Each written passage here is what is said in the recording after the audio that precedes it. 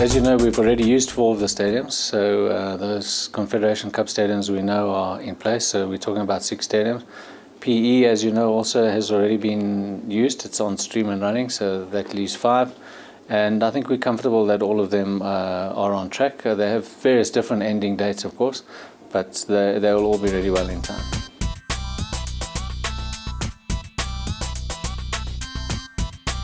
Well, of course, the strike delays the progress by however many days the people are away, except that then what the construction people do is they change the program somewhat. So it does sometimes have a financial implication, but usually they are able to get back on program time-wise.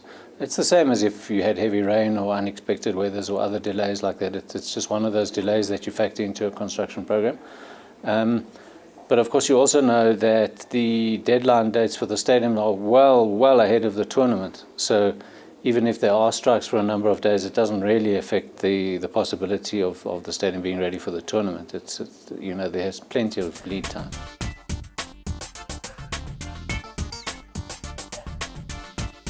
Ideally, the stadium should be completed by the end of October, but we believe some of them will run over, possibly till the end of December. But even if you think about that, the end of December still leaves you with 6 months before the tournament actually starts, so there's plenty of time. But then there is another phase of construction which we call overlay. So all the temporary fixtures that go into the stadiums, like stadium media centres and that, those will come in right towards the end. So the last few months, those will be built. Obviously, intentionally, because it's temporary, you don't want them to be standing there for 6 months, costing you money for nothing. So the whole construction thing happens in 2 phases, whereby you have the legacy stadium that gets built first.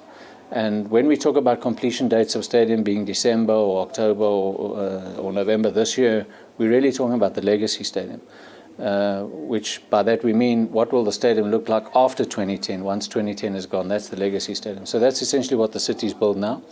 Then we make a whole lot of changes to that stadium between the completion of the legacy stadium and the World Cup to change it into a World Cup mode. So where you bring in all the temporary structures, the media tribunes, all those kind of things. So basically there will be activity up to fairly close to the tournament, but it's all planned and scheduled and we know exactly how it's going to work.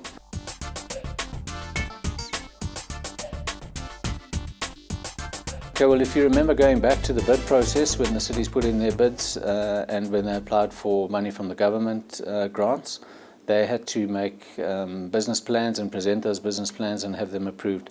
So, you know, as the Organising Committee, we're not really obviously involved beyond 2010, but we do know that those processes did take place. And I know that the incoming minister is also interested in having a review on exactly what the business plans look like now, because between the time that they were submitted and now, there may also have been some changes, because you will know that in the stadiums what they do is they appoint stadium operators. And that stadium operator is essentially responsible for running the thing sustainably. And some of those stadium operators will have only been appointed fairly recently, so it is probably due for a review to see what the position is.